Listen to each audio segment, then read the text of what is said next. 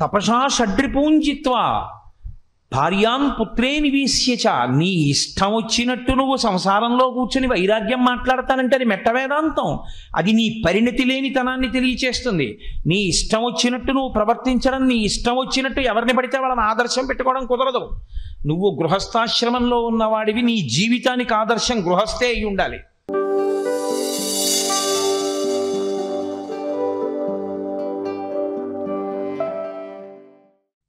చేస్తూ 41వ శ్లోకంలో మహీమూలాధారే అన్న శ్లోకంలో నవరసములు నైమిష్కృతమైనటువంటి అమ్మవారిని చూపిస్తే ఎప్పుడైనా ఏమని పిలవాలో పేరు చెప్పారు ఆయన. నవరస మహాతాండవ నటి అని పిలవాలి అని చెప్పారు. అందుకని అంతే పేరు. ఇప్పుడు నేను అలా ఎందుకంటారు అన్న దాని గురించి వ్యాఖ్యానం చేయడానికి సమయం సరిపోదు. నేను తప్పు అని అంటలేదు, కానీ శాస్త్రము చేత అంగీకార యోగ్యము మాత్రము కాదు అని. చాలా సంస్కారయుతమైనటువంటి తల్లి, అంతర్జాతీయ ప్రఖ్యాతి వహించినటువంటి తల్లి, విదుషీమణి, స్వయంగా రచన చెయ్యగలిగినటువంటి ప్రతిభాశాలి, అత్యంత భక్తి ప్రపత్తులు కలిగిన వారు, విశేషించి గొప్ప గురుభక్తి కలిగిన వారు. అందులో కోటేశ్వరరావు గారు ఏమైనా మార్పు చెయ్యవలసింది ఉంటే మీరు సూచన చెయ్యవచ్చు అని నాకు స్వేచ్ఛ ఇచ్చిన కారణం చేత నేను నవరసనట భామిని అన్న శబ్ద ప్రయోగాన్ని శాస్త్రీయంగా చెయ్యరు. దాని బదులు శంకర భగవత్పాదులు ఏం చెప్పారో దాన్ని మనం స్వీకరించడం పరమశాస్త్రీయమవుతుంది. దాని వలన అమ్మవారు కూడా ఎంతో సంతోషిస్తుంది అని మనవి చేస్తూ, ఇంత గొప్ప నృత్య కార్యక్రమాన్ని చూడగలిగినటువంటి అదృష్టాన్ని వసంత నవరాత్రుల్లో మనకి కల్పించినటువంటి సుబ్బారావు గారికి వ్యక్తిగతంగా మనందరి తరపున నేను కృతజ్ఞతలను ఆవిష్కరిస్తూ, అంత గొప్ప నృత్య కార్యక్రమాన్ని మాకు అందించి, ఒక పక్క ఇక్కడ నాట్యం చేస్తూ, ఒక పక్క అక్కడ అనౌన్స్మెంట్ చేస్తూ, ఒక పక్క వ్యాఖ్యానం చెప్తూ, ఒక పక్క శిష్యులందరికీ ఆదేశాలు ఇస్తూ, ఒక పక్క పాత్ర పరిచయం చేస్తూ, ఒక పక్క ఈ సంభారాలన్నింటినీ ఏర్పాటు చేసుకుంటూ, ఓ పక్కన అలాంటి అల్పజ్ఞుడు చెప్పిన మాటలు కూడా వింటూ, అంత వినయంతో అంత ఔదార్యంతో ఉండగలిగినటువంటి ఆ తల్లి యొక్క వైభవానికి నటరాజు యొక్క అంశగా వచ్చినటువంటి పద్మశ్రీ డాక్టర్ శోభానాయుడు గారికి నేను హృదయపూర్వకంగా కొవ్వాడ కాకినాడ ప్రజలందరి తరపున పెద్దరికాన్ని మీరు నాకు ఇస్తారు కాబట్టి నేను స్వతంత్రంగా తీసుకుని ఆవిడికి హార్దిక కృతజ్ఞతాంజలులను ఆవిష్కరిస్తూ, బ్రాహ్మీమయమూర్తులు అంటారు, అసలు నటించడం సాధ్యం కానటువంటి విషయాలు. బ్రాహ్మీమయమూర్తులు పిల్లలతో గోళీలు కూడా ఆడుకుంటారు, ఆ చేష్టితములు అద్భుతంగా ఉంటాయి. ఆవిడిప్పుడు సర్వం సాయిమయం అనేటటువంటి ఆ అద్భుతమైనటువంటి నృత్య కార్యక్రమాన్ని చేస్తారు. మళ్ళీ ఒకసారి పోతన గారు చెప్పినట్టు, చూపుల శ్రీపతి రూపము నాపోవక త్రావి త్రావి హర్షోద్ధతయై. ఒక ఇంద్రియం చెయ్యవలసిన పని ఒక ఇంద్రియం, నోటితో తాగవలసిన దాన్ని కన్నులతో తాగుదాం, చెవులతో తాగుదాం. అందుకు సంసిద్ధులు కావలసిందిగా ఇవాళ భగవద్గీతని పక్కన పెట్టి అంత గొప్ప నృత్య కార్యక్రమం జరిగిన సందర్భాన్ని పురస్కరించుకుని దాన్ని ఒక్కసారి విహంగ వీక్షణం చేస్తూ కృతజ్ఞతాంజలులను ఆవిష్కరించడానికి అవకాశంగా ఇవాల్టి ఉపన్యాస కార్యక్రమాన్ని స్వీకరించినందుకు, భగవద్గీత చెప్పనందుకు నన్ను మన్నించవలసినదిగా వేడుకుంటూ ఈ కార్యక్రమాన్ని ఇంతటితో ముగిస్తూ తర్వాత కార్యక్రమాన్ని సుబ్బారావు గారు ప్రారంభింపజేస్తారని మీకు మన భగవద్గీత ప్రథమాధ్యాయం అర్జున విషాదయోగం అయితే, రెండవదైనటువంటి సాంఖ్యయోగం, మూడవదైనటువంటి కర్మయోగం మొదలైన వాటిలో పరమాత్మ అనేకమైనటువంటి సత్యములను ఆవిష్కరించారు. అందులో సనాతన ధర్మమునకు ఒక ప్రత్యేకమైన గొప్పతనం ఉంటుంది. ఇలా చెయ్యి, ఇలా చెయ్యకు అని చెప్పడంలో రెండిటి యందు కూడా కారణము ఒక్కటే. ఏమిటి కారణము అంటే అభ్యున్నతి, జీవుని యొక్క అభ్యున్నతి కొరకు నిర్దేశం చేస్తారు.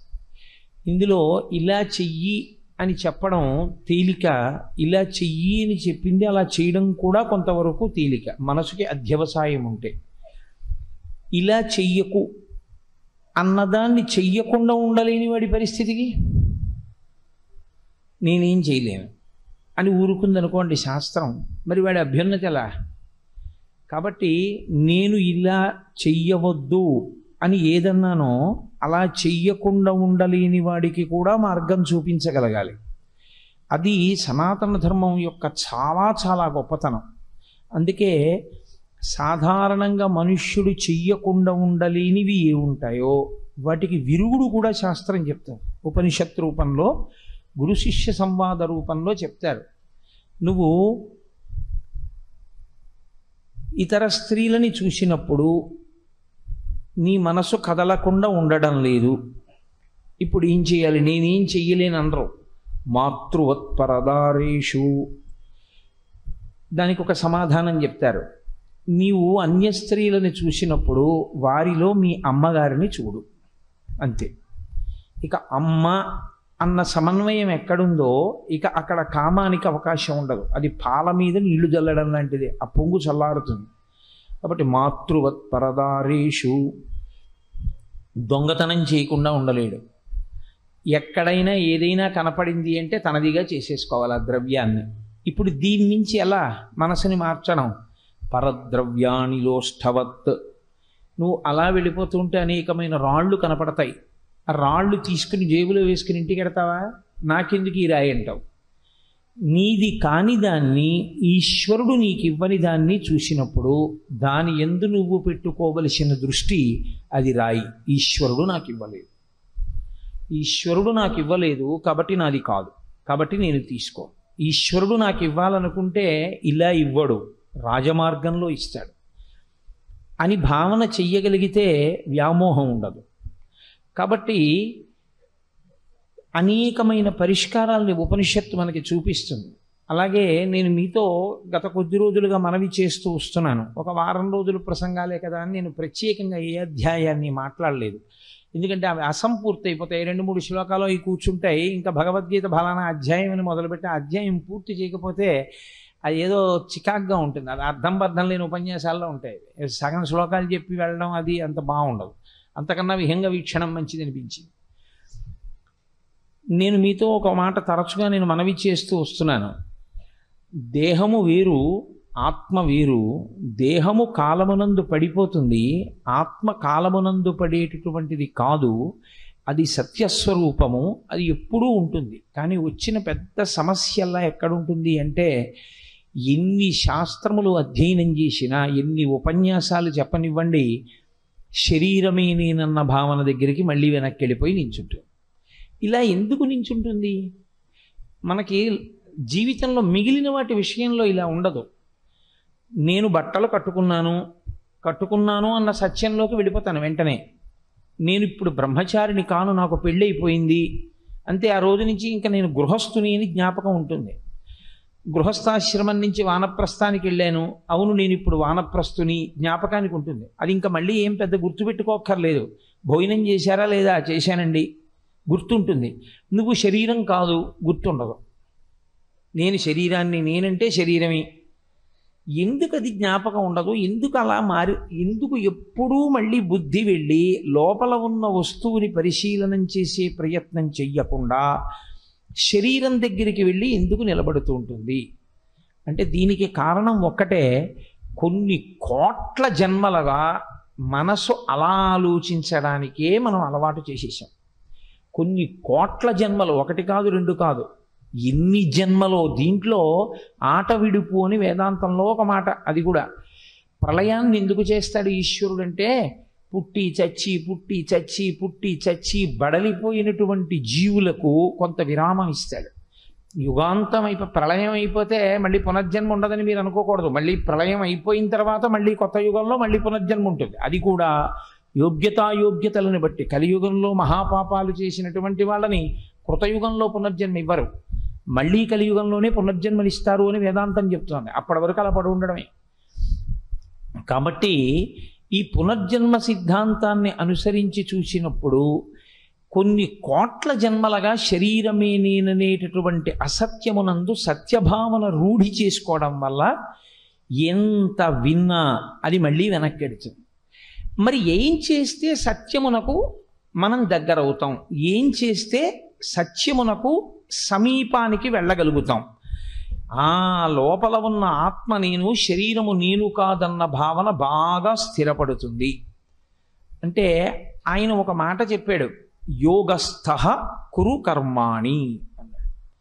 యోగస్థః అంటే నువ్వు యోగమునందు నిలబడి, కురు చేస్తూ ఉండు. దేన్ని? కర్మాణి.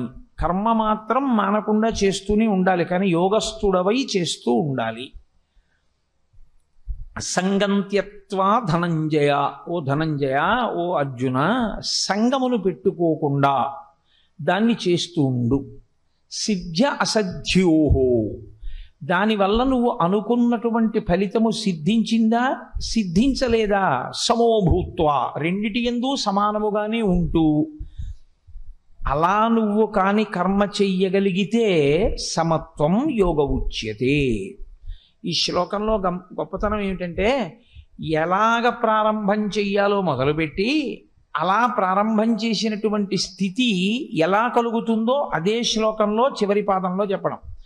యోగస్థ అని మొదలుపెట్టి నువ్వు యోగమునందు నిలబడి చెయ్యి అనగానే, యోగమునందు నిలబడ్డం అంటే ఏమిటండి అంటాం కదూ. అందుకని ఆయనే మళ్ళీ చివరి పాదంలో దానికి జవాబు చెప్పాడు. సమత్వం యోగ ఉచ్యతే, సమత్వమునకే యోగమని పేరు. ఇందులో మీరు ఒక విషయాన్ని కొంచెం జాగ్రత్తగా గమనించే ప్రయత్నం చెయ్యండి. యోగస్థ కురు కర్మాణి, నువ్వు యోగమునందు నిలబడి కర్మ చెయ్యి. కర్మ అంటే సాధారణంగా పెద్ద కర్మ, చిన్న కర్మ ఇలాంటి వాటి గురించి నేను మాట్లాడటలేదు. కర్మ అంటే ఏదో ఒక పని చేస్తూ ఉండడము. ఈ పని చేస్తూ ఉండడము అన్నది ఈ స్థూల శరీరంతో చేసేదైనా కావచ్చు, మనసుతో చేసేదైనా కావచ్చు. ఈ శరీరముతో చెయ్యలేకపోయినా మనసుతో కూడా చేస్తుంటాం మనం కొన్ని పనులు. కాబట్టి ఈ రెండు రకాలుగా చేసేటటువంటి పనులలో సమత్వమును పొందు. సరే, అసలు ఆ పని చెయ్యడము అన్న మాట గురించి ఒక విషయాన్ని కొంచెం గీతని మనం అధ్యయనం చేసేటప్పుడు జాగ్రత్తగా పరిశీలన చేయవలసి ఉంటుంది. ఒక పని చెయ్యడము అంటే ఏ పనైనా చెయ్యొచ్చు. ఇప్పుడు నేనే ఉన్నానండి, ఉపన్యాసము చెప్పచ్చు. ఉపన్యాసం చెప్పడం మానేసి ఇంటి దగ్గర కూర్చోవచ్చు. ఇంటి దగ్గర కూర్చోవడం మానేసి రోడ్డు మీద తిరగచ్చు. రోడ్డు మీద తిరగడం మానేసి సినిమా హాల్లోనూ కూర్చోవచ్చు. నేను ఈ పనినే చెయ్యి అని ఎక్కడైనా చెప్పాడా గీతాచార్యుడు? నువ్వు ఇలా ఈ పనే చేస్తుండో అని ఏమైనా ఉందా అందులో?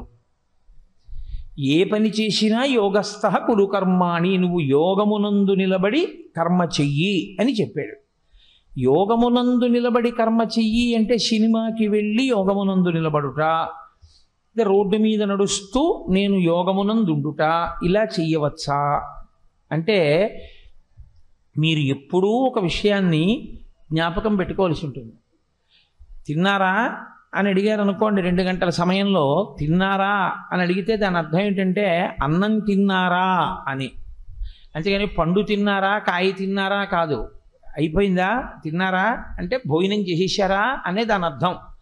కురు కర్మాణి అన్న మాటకు అర్థం ఏమిటంటే వర్ణాశ్రమ ధర్మ స్వీకారమును చేయుట అని దాని అర్థం. అంతే.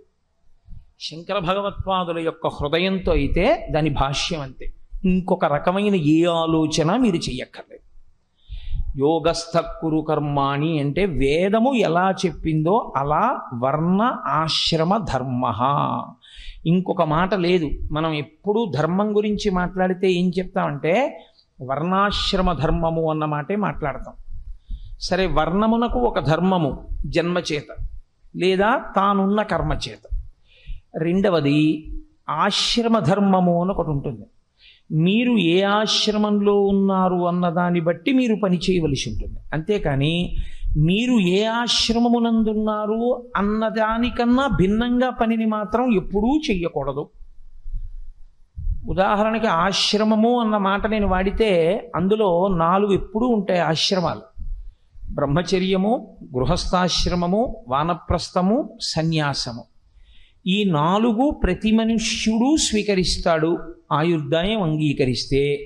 లేదా అథవా సన్యాసం దాకా వెళ్ళకపోయినా ఆ పరిణతిని పొందడానికి మాత్రమే, అటువంటి అభ్యాసములకు మాత్రమే మనుష్య జీవితాన్ని పరిణతితో వాడుకుంటాడు అని శాస్త్రం మనకి బోధ చేసి చెప్తోంది. ఇప్పుడు బ్రహ్మచర్యము అని ఒక ఆశ్రమం. ఇప్పుడు ఈ బ్రహ్మచర్యమునందు చెయ్యవలసినటువంటి కర్మ ఏమి?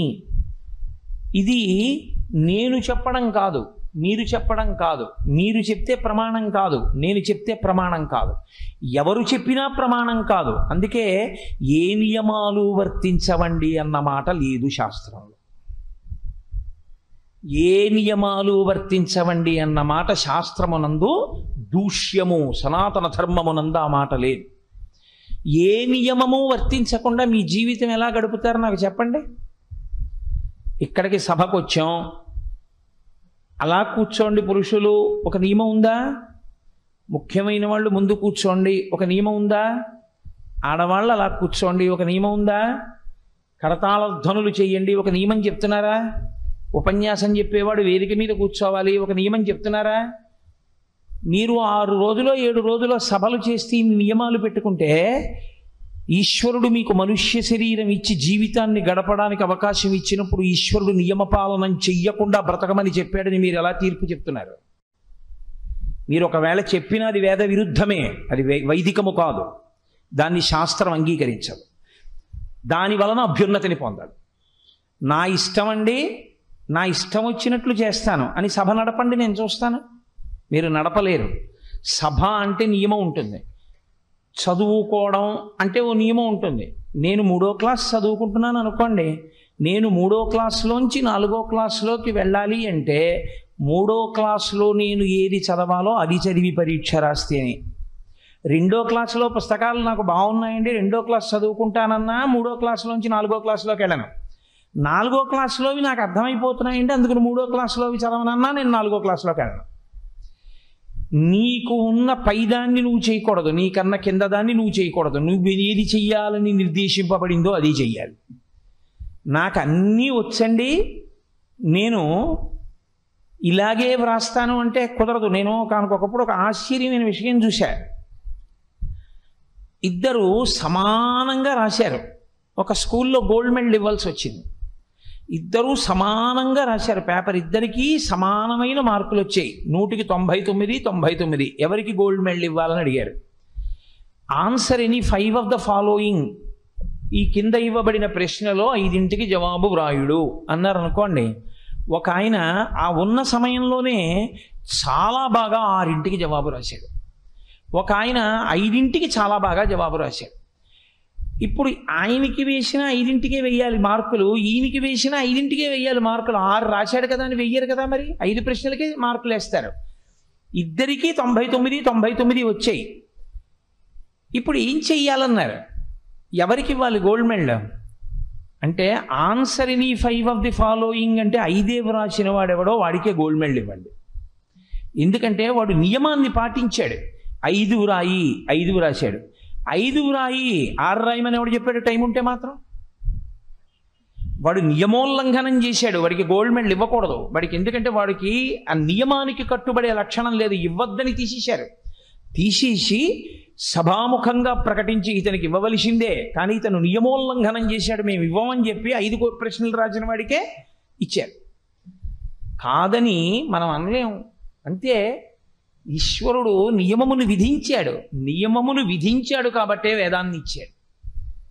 వేదము లేకపోతే నియమం లేదని చెప్పచ్చు, వేదం ఉండగా నియమం లేదని చెప్పడానికి మీరెవరు, నేనెవరు?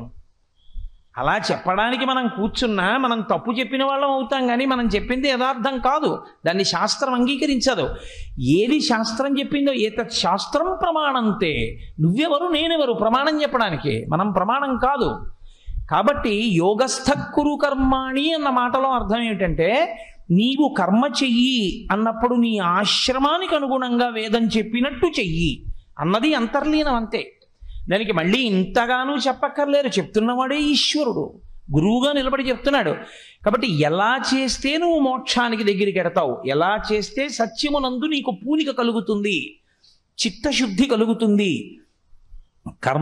కర్మ చెయ్యడంలో యోగమును పొందుతావు అంటే, యోగస్థ కురు కర్మాణి, నువ్వు బ్రహ్మచారిగా ఉన్నావు, నువ్వు బ్రహ్మచారికి విధింపబడినటువంటి నియమములు ఏ ఉన్నాయో అవి మాత్రమే పాటించవలసి ఉంటుంది. గృహస్థుకి సంబంధించినటువంటి నియమాలు బ్రహ్మచారి పాటించాడు అనుకోండి, ఆయన చెయ్యవలసిన కర్మ చేసినవాడు కాడు, దానివల్ల ఆయన అభ్యున్నతిని పొందలేడు. బ్రహ్మచారిగా ఉన్నటువంటి వాడు తాంబూలం వేసుకోకూడదు. బ్రహ్మచారిగా ఉన్నవాడు గురువుగారిని గౌరవించి చదువుకోవలసినటువంటి దాన్ని చదువుకుని ఎంత జ్ఞానమును సంపాదించాలో అంత జ్ఞానమును పొందడానికి ప్రయత్నం చెయ్యాలి.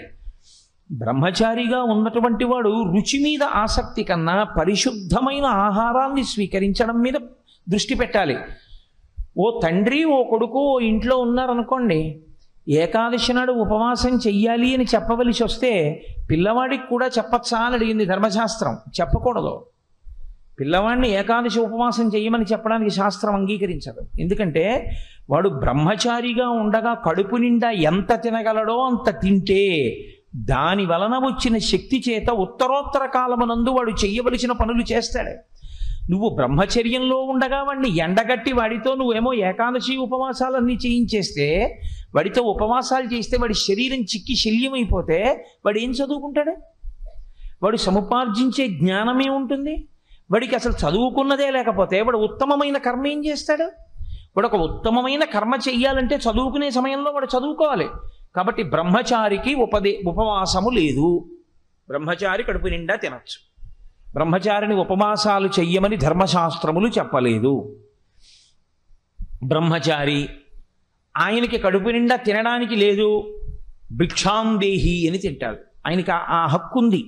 అందుకే ఒకవేళ భిక్షాందేహిని ఇంటి ముందుకు వెళ్ళకపోయినా వారాలు చేసుకుని బ్రతికాడండి అని లోకంలో ఒక మాట ఉంటుంది.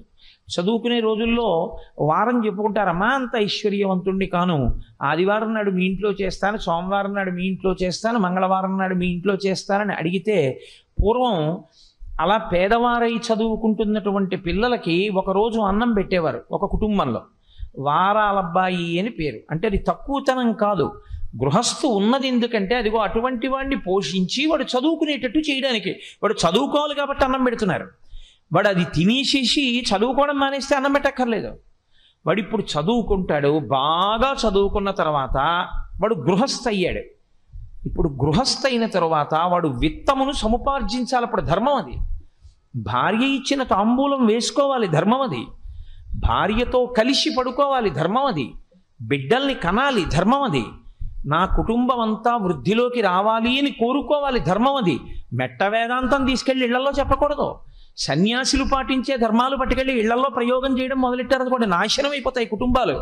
సన్యాసి బోధ చేస్తే గృహస్థుకు పనికొచ్చే ధర్మమే సన్యాసి బోధ చెయ్యాలి తప్ప సన్యాసి తన ధర్మాన్ని గృహస్థులకి చెప్పకూడదు. తన ధర్మం తాను భంగం చేసిన వాడు అవుతాడు. పరమాచార్య స్వామి ఎప్పుడైనా సభలో మాట్లాడితే గృహస్థ ధర్మం మాట్లాడేవారు. ఆయన సన్యాసి, ఆయనకి తెలీదా ఎందుకు అలా మాట్లాడడం? సభలో ఉన్న వాళ్ళందరూ గృహస్థులైతే నేను సన్యాస ధర్మాలు మీకు 2 గంటల సేపు వారం రోజులు ఉపన్యాసాలు చెప్పి వెళ్ళిపోయాను అనుకోండి, అవి మీ వంట పడితే మీ కుటుంబాలు పాడైపోతే ఎవడు జవాబుదారీ దానికి? అది ధర్మం అనుకుంటే. గృహస్థాశ్రమంలో ఉండి సన్యాసిలా బతకడాన్ని శాస్త్రాలు అంగీకరించలేదు. గృహస్థాశ్రమంలో ఉండి బ్రహ్మచారిగా బతకడాన్ని శాస్త్రం అంగీకరించలేదు. బ్రహ్మచారిగా ఉండి గృహస్థులా బతకడాన్ని శాస్త్రం అంగీకరించలేదు. నువ్వు ఏ ఆశ్రమంలో ఉన్నావో దానికి తగిన కర్మ నువ్వు చేసుకుంటూ వెళ్ళాలి. అలా చెయ్యడం. అందుకే ధర్మము అంటే కర్మయే ధర్మం అవుతుంది. శాస్త్రవిహితమైనటువంటి కర్మకు ధర్మమని పేరు, వ్యక్తమైనటువంటి గుణమునకు దయ అని పేరు శాస్త్రం. నాకు భూతదయ ఉందనుకోండి, భూతదయ ఉంది అని గుర్తేమిటంటే, నేను ఏ కారణం చేతనో విద్యుత్ తీగల మించి విద్యుద్ఘాతం తిని కింద పడిపోయినటువంటి కాకైనా సరే అయ్యయ్యో అని వెళ్ళి కాసి నీళ్లు చల్లి గబగబా తీసుకొచ్చి దాన్ని ఇంట్లో పెట్టి కాసిన నూకలో ఏవో పోసి తినిపించి పర్వాలేదు దీనికి స్వస్థత కలిగింది అన్ననాడు పట్టుకెళ్ళి ఆ కాకిని విడిచిపెట్టేశాను అనుకోండి, అప్పుడు నా యందు ఉన్నటువంటి భూతదయానబడేటటువంటి గుణము ఆచరణాత్మకముగా వ్యక్తమైతే దయ. అంతేకాని నాకు అన్నీ తెలుసండి, అన్ని ప్రాణులను చాలా గౌరవించాలండి అని చెప్పేసి కనపడ్డ వాళ్ళందరినీ కొడితే అది కాదు దయ అంటే. దయ అంటే వ్యక్తమైతేనే దయ.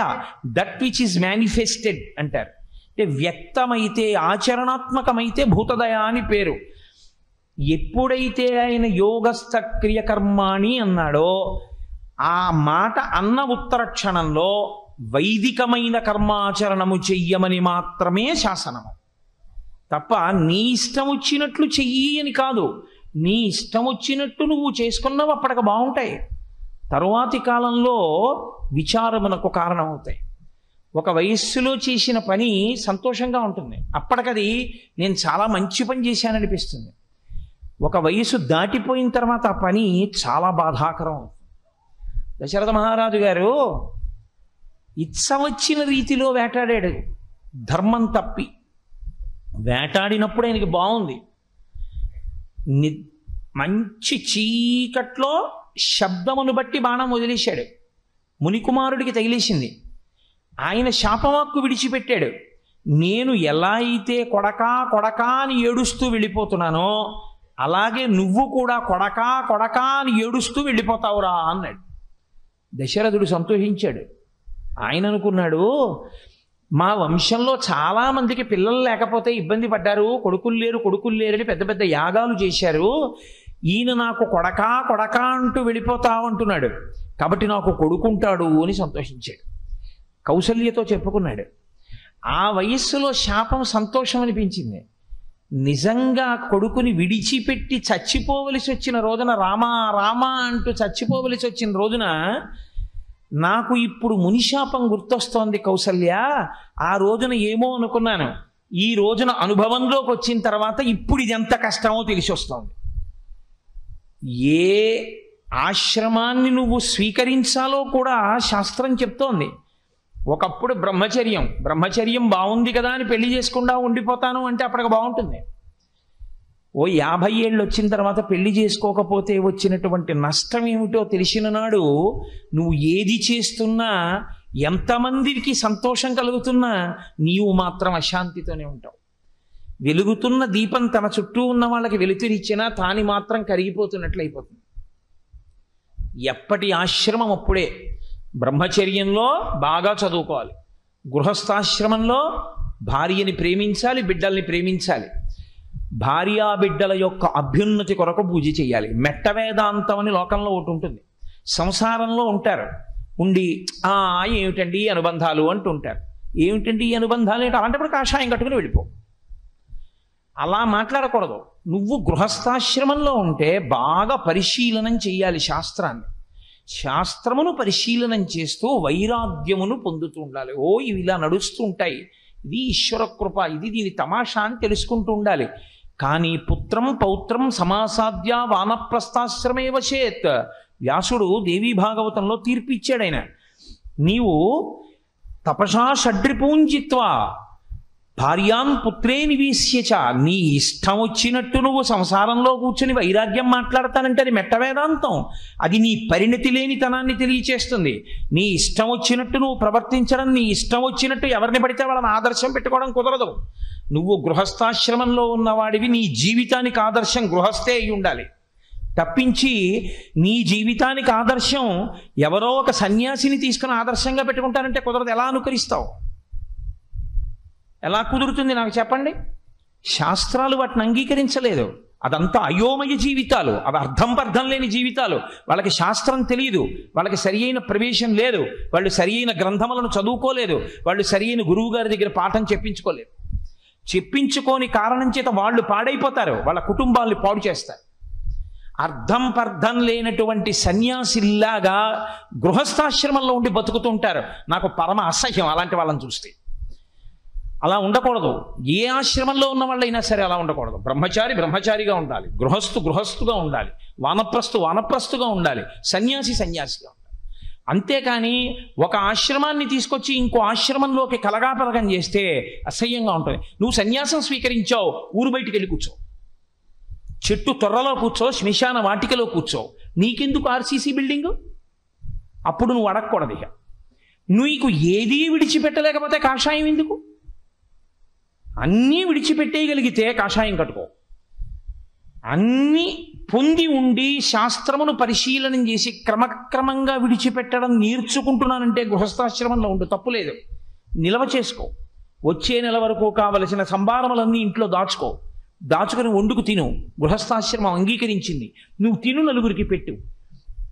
చిత్రం ఏమిటంటే ఏ ఆశ్రమమునందైనా తరించవచ్చు. ఏ ఆశ్రమంలో ఏ కర్మ చెయ్యాలో ఆ కర్మ చేసిన వాడు తరించిపోతాడు. బ్రహ్మచారిగా తరించిపోయిన వాళ్ళు ఉన్నారు. అంతే వయస్సులో ఉండి బ్రహ్మజ్ఞానమును పొందేసి ఆ వయస్సులోనే శరీరం వదిలిపెట్టేసిన తరించిపోయిన వాళ్ళు ఉన్నారు లోకంలో.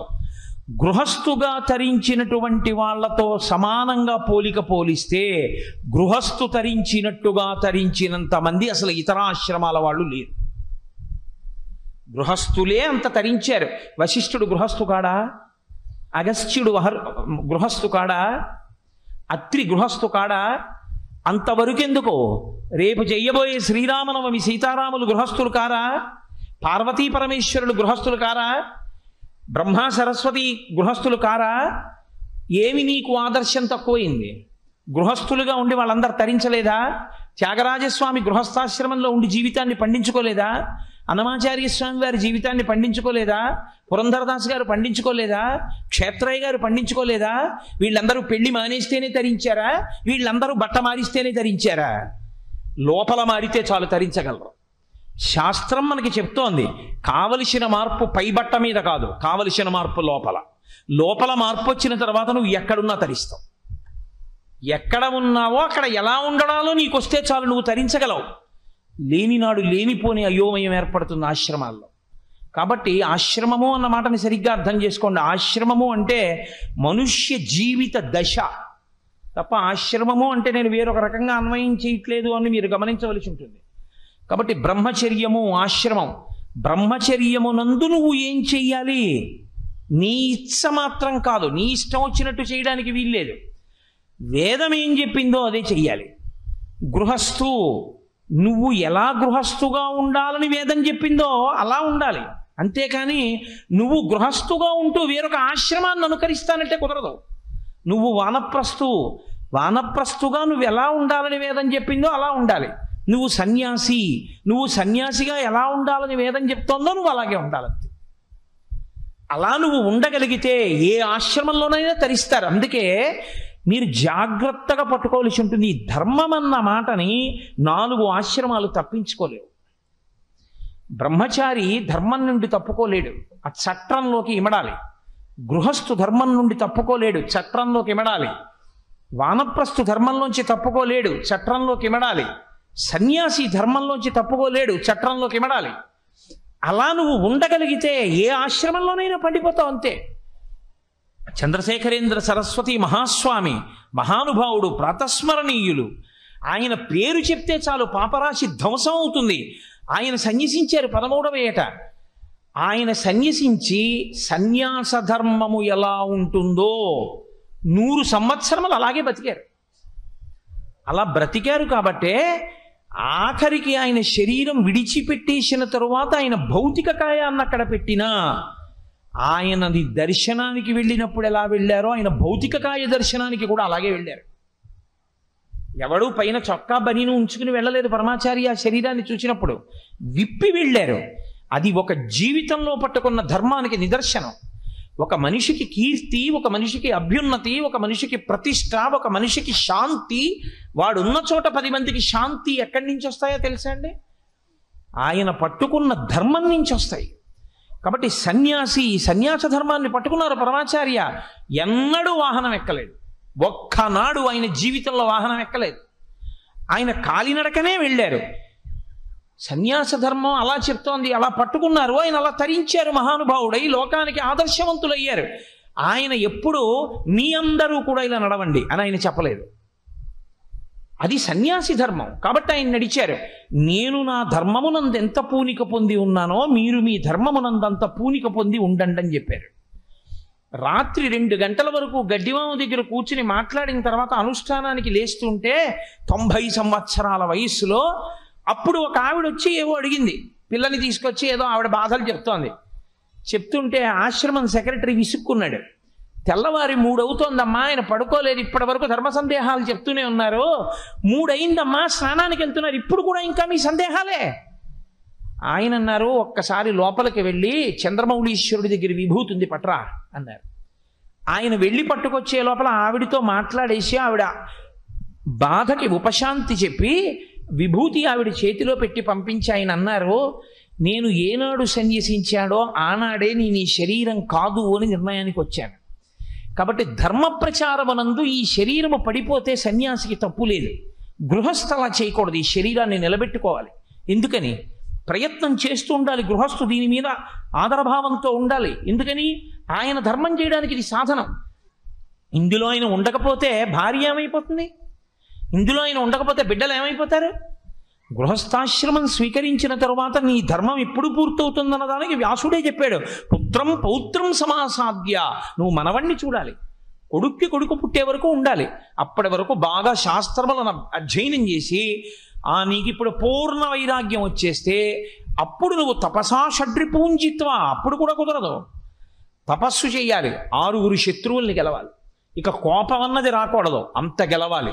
కామమన్నది ఉండకూడదు, అంత గెలవాలి. లోభమన్నది ఉండకూడదు, అంత గెలవాలి. ఇప్పుడు అంత గెలిచేసిన తర్వాత ఇంక నీకు ఈ శరీరంలో ఏదో కురుడి అయిపోయినటువంటి కొబ్బరికాయలో ఎలా వేలాడుతుంటుందో అలా ఇక నువ్వు ఆత్మగా ఉండి ఈ శరీరం డొల్లలా వేలాడుతుంటే ఇక నువ్వు అలా ఉండలేకపోతే అప్పుడు సన్యసించాలి. అప్పుడు కూడా భార్య అనుమతించాలి. భార్య అప్పుడిహ అనుమతించకపోతే ఆమెని తీసుకెళ్ళి కొడుకు దగ్గర అప్పచెప్పాలి. కొడుకు దగ్గర అప్పచెప్పి, ఒరే నాయనా నీ అమ్మని జాగ్రత్తగా చూడు సుమా అని అప్పచెప్పి సన్యాసం తీసుకోవాలి. తప్ప చిత్తం వచ్చినట్టు సన్యాసాలు తీసుకోమని శాస్త్రంలో లేదే, వ్యాసుడు చెప్పలేదే. భార్యాన్ పుత్రే నివేశ్యచ, భార్యని పట్టుకెళ్ళి పుత్రుల దగ్గర అప్పచెప్పి సన్యాసం తీసుకోమని చెప్పాడు. అసలు గృహస్థాశ్రమంలోకి వెళ్లకుండా సన్యసించిన వాళ్ళు కొంతమంది ఉన్నారు. వాళ్ళు మహాత్ములైన వారు కొందరున్నారు. శంకర భగవత్పాదులు, బ్రహ్మాచార్య స్వామి వారు, శృంగగిరి పీఠాధిపతులు చంద్రశేఖర భారతీ స్వామి వారు, ఇటువంటి మహాపురుషులు ఉన్నారు. కాబట్టి నేను ఆ విషయాన్ని స్పృశించను, అసలు అది నాకు అప్రస్తుతం. కాబట్టి అసలు ఆ విషయాల్ని నేను స్పృశించను. కానీ సాధారణంగా ఉండేటటువంటి వ్యవస్థ గురించి నేను మాట్లాడుతున్నాను. ఆ ధర్మం అన్నది నువ్వు విడిచిపెట్టేస్తే అసలు తరించడం అన్న మాటే లేదు. అసలు ధర్మం అంటేనే కట్టుబాటు, ధర్మం అంటేనే నియమం, ధర్మం అంటేనే నువ్వు పాటించవలసినటువంటి ఒక విధి విధానం. అసలు నియమమే లేదు, విధే లేదు, విధానమే లేదు అంటే నువ్వు ఎలా తరిస్తావు నాకు చెప్పు. అసలు తరించడానికి మార్గం ఏది? నీకు పుస్తకాలు ఇవ్వను, నువ్వు స్కూల్కి వెళ్ళక్కర్లేదు, నువ్వు చదువుకోక్కర్లేదు, నువ్వు ఏమీ చెయ్యక్కర్లేదు, నువ్వు బిఏ పాస్ అవ్వు అని నేనంటే అవుతావా? నువ్వు బిఏ పాస్ అవ్వడానికి కావలసిన రీతిలో చదివిస్తే బిఏ పాస్ అవుతావా? ఏ నియమము నీకు అక్కర్లేదు నాన్న, నువ్వు ఏ పుస్తకాలు చదవక్కర్లేదు నాన్న, ఏ పరీక్షకే వెళ్ళక్కర్లేదు నాన్న, పేరు పక్క బిఏ పెట్టేసుకుంటే నువ్వు బిఏ అంటారా? అరెస్ట్ చేస్తారు. నియమము లేదన్నమాట లేదు శాస్త్రంలో, నియమము లేదు, విధానము లేదు, మీ ఇష్టం అన్నమాట లేదు వేదాంతంలో. వేదాంతంలో ఆ మాట స్పష్టంగా ఉంది. దాన్ని తిప్పి చెప్పడానికి మనకు అధికారం లేదు. నన్ను భగవద్గీత చెప్పమన్నారు కదా, నేను భగవద్గీత చెప్తున్నానని మీరు గుర్తించవలసి ఉంటుంది. కాబట్టి యోగస్థ కురు కర్మాణి, నీవు బ్రహ్మచర్యమునందు ఏ ధర్మమును పట్టుకోవాలో అది పట్టుకో, గృహస్థుగా ఏం పట్టుకోవాలో అది పట్టుకో. నేను గృహస్థును అవ్వకుండా ఉంటేనండి తప్పు, అలా ఉండకూడదు. ఎందుకు పాడైపోతావో జరత్కారు వృత్తాంతం చెప్తాను. మొన్ననే కదా మీకు మహాభారతం ఆదిపర్వం చెప్పినప్పుడు చెప్పాను. మారి తీరాలి. కట్టు విడుపు, పట్టు విడుపు అంటారు శాస్త్రంలో. పట్టుకోవడం తెలియాలి, విడవడం తెలియాలి. పట్టుకోవలసిన చోట పట్టుకోకపోయినా ప్రయోజనం ఉండదు, విడవవలసిన చోట విడవకపోయినా ప్రయోజనం ఉండదు. పాలగిన్నె వేడిగా ఉన్నప్పుడు పటకారతో పట్టుకోవాలి. డికాక్షన్లోకి పాలు పోసేసిన తర్వాత కూడా ఇలా పట్టుకోవడం ఎంత బాగుందో అని పటకార అలాగే పట్టుకుంటానంటే ఇంకా మీకు ఆ గిన్నె పాలు ఎందుకు పలికిరం? విడిచిపెట్టేయాలి పటకార. పటకార పట్టుకుని విడిచిపెడితేనే మీకు వేడి గిన్నెకి ఇంతకి దింపుకోవడానికి పనికొస్తుంది. పటకార అంటే ఓసారి పట్టుకున్నది విడవదో అంటే ఇక అది పటకార కాదు. పట్టకార అని పేరైనా పట్టి విడుచు పరికరము అని దాని అర్థం. నీవు బ్రహ్మచర్యమునందే ఉండిపోతానండి పెళ్లి చేసుకోకుండా. ఉండిపోయిన వాళ్ళు, అనుభవించిన వాళ్ళ జీవితాలు చూస్తే మీకు తెలుస్తుంది. వాళ్ళు పాడయ్యారు, వాళ్ళని కన్నవాళ్ళు పాడయ్యారు.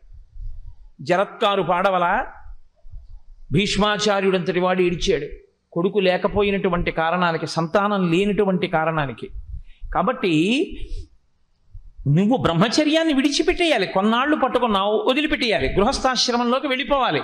అది కురుకర్మాణి అన్న మాటకు అర్థం అది. అసలు వేదం ఎలా చెప్పిందో నువ్వు అలా బ్రతుకు.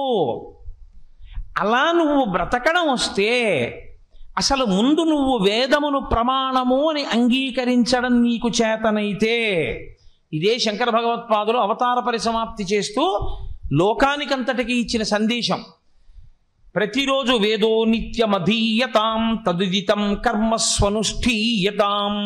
ప్రతిరోజు వేదం చదవండి, వేదంలో ఏం చెప్పారో అది చెయ్యండి. మేము వేదం చదవలేదండి, మాకు వేదం చదువుకోవడానికి కావలసినటువంటి సమర్థత లేదండి.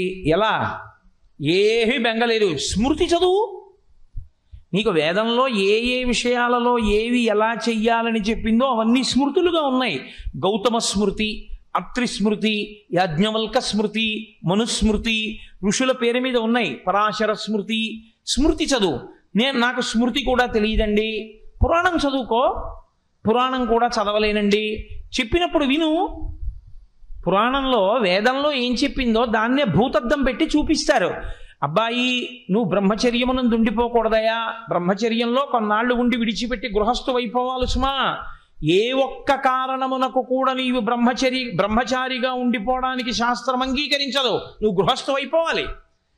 అలా అవ్వకపోతే నీ పితృదేవతలు కూడా పాడైపోతారా. నమ్మకం ఏమిటి? వేదంలో చెప్పిన దాన్ని భూతద్దంలో మహాభారతం ఆదిపర్వంలో జరత్కారోపాఖ్యానంగా చెప్తుంది. దేవి భాగవతం జరత్కారోపాఖ్యానంగా చెప్తుంది. ఇప్పుడు నువ్వు పురాణం విన్నా, పురాణం చదివినా, వేదం ఏం చెప్పిందో అదే నీకు తెలుస్తుంది. అది తెలిస్తే వెంటనే ఓ ఇది ఇలా ఉండాలన్నమాట అన్న విషయం నీకు అర్థమవుతుంది. కథారూపంగా నువ్వు పురాణంలోంచి విన్నా నీకు అందేది వేదమే, స్మృతిగా విన్నా నీకు అందేది వేదమే, వేదం చదువుకున్నా అందేది వేదమే. ఏమండి, నేను పురాణం కూడా వినలేదు, గీతాచార్యుడే చెప్పాడు యద్యదాచరతి శ్రేష్ఠ.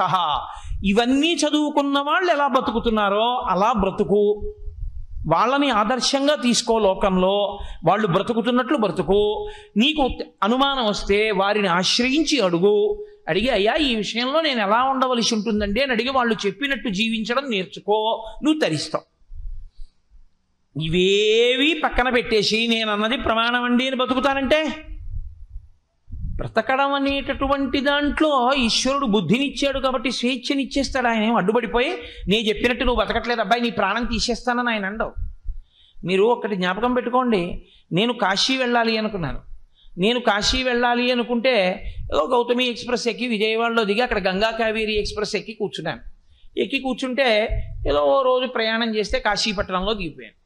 ఇంకొక ఈయన గౌతమి ఎక్స్ప్రెస్ ఎక్కినా, గంగా కావేరి ఎక్స్ప్రెస్ ఎక్కినా కదులుతూ ఉండడం వల్లే కదా కాశీపట్నం చేరుతున్నాడు. నేను కదులుతూనే ఉంటాను, నేను ఎందుకు చేరను కాశీపట్నం అని. నేను కాశీలో దిగేంత వరకు, నేను ఇంట్లో ఎప్పుడు బయలుదేరానో ప్రయాణం అప్పుడు ఆయన ప్రయాణం మొదలెట్టాడంటే ఆయన కదులుతున్నాడు. ఆయన ఉయ్యాలెక్కి కూర్చున్నాడు. ఇప్పుడు ఉయ్యాలెక్కి నేను కాశీలో దిగేంత వరకు ఆయన ఊగుతూనే ఉన్నాడు. ఆయన కదలటం లేదని మీరు అనగలరా?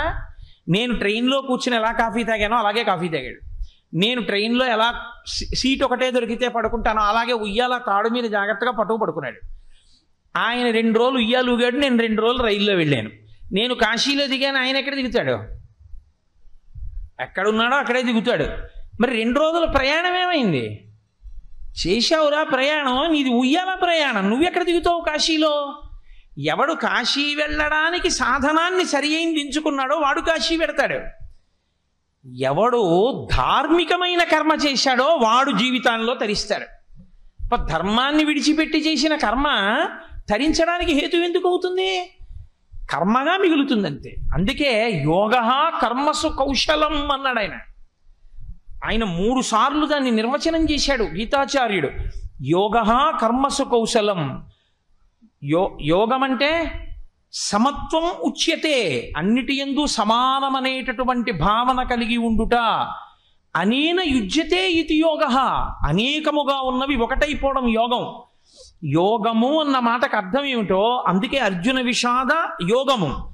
ఎన్ని మొదలుపెట్టినా గీత ప్రారంభం మాత్రం ఒక్క మాటతోటే, ధర్మక్షేత్రే కురుక్షేత్రే. ధర్మమే. నేను ఎన్ని శ్లోకాలు చెప్పినా, ఎన్ని అధ్యాయాలు చెప్పినా, ఎంత తల కొట్టుకున్నా నేను చెప్పేది అంతా కలిపి ఏమవుతుందంటే 2 మాటలు అవుతుంది ధర్మం. నీకు ఈ 2 అక్షరాలు వంట పట్టేస్తే నువ్వేం చెయ్యాలో నీకు అర్థమైపోతే నువ్వు చేసిన తప్పేమిటో నీకు అర్థమైపోతుందిరా అబ్బాయి అన్నాడు. ఇది అర్థం అవ్వడానికి అంతా చెప్పి నీకేం అర్థమైంది అన్నాడు ఆయన. నాకు ఇది అర్థమైందని మళ్ళీ ఇదిగో మీరు చెప్పిందండి ఇది అర్థమైందండి, మీరు చెప్పిందండి ఇది అర్థమైందండి అనలేదు. మీరు చెప్పినవన్నీ అర్థమయ్యాక నష్టో మోహ, నా మోహం పోయింది, నా జ్ఞానం పోయిందండి. కాబట్టి గీత వింటే ఏమవుతుంది? గీతని ప్రమాణంగా తీసుకుంటే ఏమవుతుంది? నువ్వు అర్జునుడు అవుతావు. నీ కర్తవ్యం ఏం చెయ్యాలో నీకు అర్థమైపోతుంది. నీ కర్తవ్యం ఏం చెయ్యాలో నువ్వు చేసిన నాడు నువ్వు పూజనీయుడవు. ధార్మికమైన కర్మ నువ్వు చెయ్యవలసింది నువ్వు చేసేస్తే అంతే, నువ్వు తరించిపోతావు. దీని యందు ఆయన ప్రతిపాదన ఎక్కడ అంటే, నువ్వు యోగస్థ కురు కర్మాణి సంగం త్యక్వా ధనంజయ. ఇది చాలా చాలా పెద్ద మాట. మోక్షము వైపుకి అడుగు వెయ్యాలి అంటే కర్మ చెయ్యడంలో దోషం లేదు, చేసి తీరాలి, అసలు కర్మ చేయకుండా ఉండలేవు.